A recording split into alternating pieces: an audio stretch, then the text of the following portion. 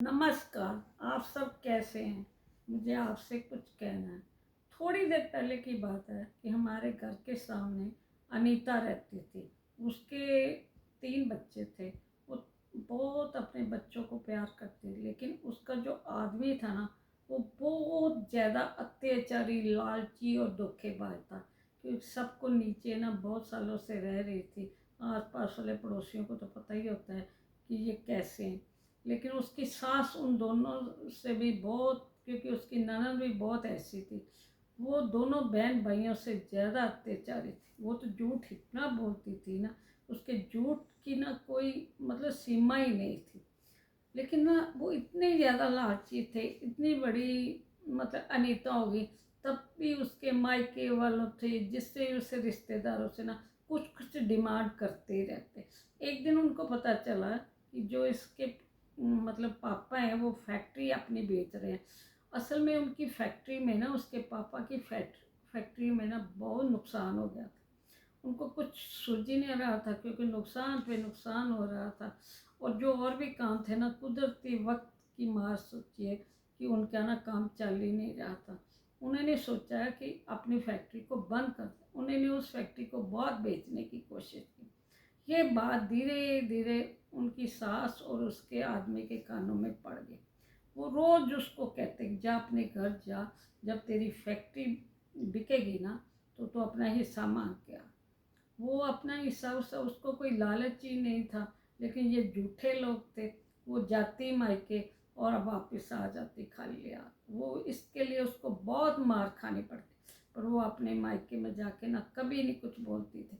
और अपने बच्चों को भी समझाती थी बाहर किसी को कुछ नहीं बोलना। और नानी के घर जाना तो उनको भी, क्योंकि वो आगे बहुत दुखी है, उनको भी कुछ नहीं बोलना। लेकिन इतने झूठे लोगों से जीतना क्या, वो बाहर इतना झूठ बोलते, माँ पुत्र इतना झूठ। वो तो जैसे वो आदमी नहीं था, एक कसाई था। इतना मतलब ही दुख देने वाला आदमी था। एक दिन क्या हुआ, 26 जनवरी थी। उनकी सोसाइटी में ना फंक्शन था 26 जनवरी का। तो उन लोगों ने बहुत अच्छा इंतज़ाम किया हुआ था। भटूरे छोले खाने, बहुत चाय वगैरह, सब बहुत अच्छा अरेंजमेंट किया हुआ। और सबको एसोसिएशन वाले ने बुलाया हुआ था। और जब नीचे हम घर के सामने पार्क था, वो सब नीचे गए। और अनीता भी गई, उसका हस्बैंड, सास, बच्चे सब नीचे गए। जब नीचे गए तो उसकी सास को ना सब लोगों ने एक मतलब बड़ी औरत समझ के बहुत इज्जत मान किया। सब उससे पूछने आते, आप ये खाओगे माता जी, आप ये खाओगे। वो इतने नखरे दिखा रहे थे ना। और सबके सामने अपना उसने कोई चीज़ छोड़ी नहीं, सब कुछ खा के आई। जैसे ही खा के आई तो अनीता ने भी कुछ खाना था, वो नहीं चाहती थी कि अनीता भी खाए। लेकिन बच्चों ने कैसे खा लिया, उसके आदमी ने तो बहुत कुछ खाया, दोनों ने खा लिया। मतलब वो अपने, उसकी सास बोलती है चल ऊपर, मेरे को ना अभी ऊपर कुछ काम है। तो उसने बहुत कहा आप 2 मिनट रुक जाओ, मैं भी कुछ। उसने अपनी बहू को कुछ खाने नहीं दिया। वो बेचारी उनको लेके ऊपर आ गई। अभी घर का दरवाज़ा भी नहीं खोला था, ताला भी नहीं। उसने, उसकी सास और वो इकट्ठे ऊपर जा रहे थे। इतने देर देर के बाद उसकी ननद का हस्बैंड वो आ गया। ननद अभी शायद पीछे से कहा थी, ननद नहीं उस टाइम आई थी। वो ननद दोया जब आया तो अंदर उसकी सास बैठी, यानी अनीता की सास भी। तो वो कहने लगा माता जी आपने नाश्ता वाश्ता कर लिया। वो तो इतनी झूठी, अभी सीढ़ियों में नहीं चढ़ी उसकी सास, तो बोलती है नहीं मेरे को तो ये सब नीचे गए, मेरे को तो कुछ इन लोगों ने खाने ही नहीं दिया। मेरे को सुबह से ना नाश्ता दिया ना चाय दी, मेरे को कुछ नहीं। अनीता ना अपनी सास का ना मुंह देखने, इतनी देर में बच्चे भी आ गए।